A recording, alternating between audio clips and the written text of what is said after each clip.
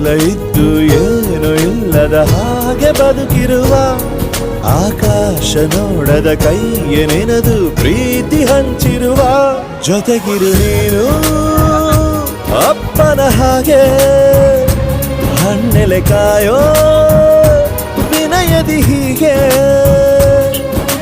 ನಿನ್ನನು ಪಡೆದ ನಾವು ಪುನೀತ ಬಾಳು ನಗು ನಗುತ್ತಾ ಬೊಂಬೆ ಹೇಳುತ್ತೈತೆ ಮತ್ತೆ ಹೇಳುತ್ತೈತೆ ನೀನೇ ರಾಜಕುಮಾರ.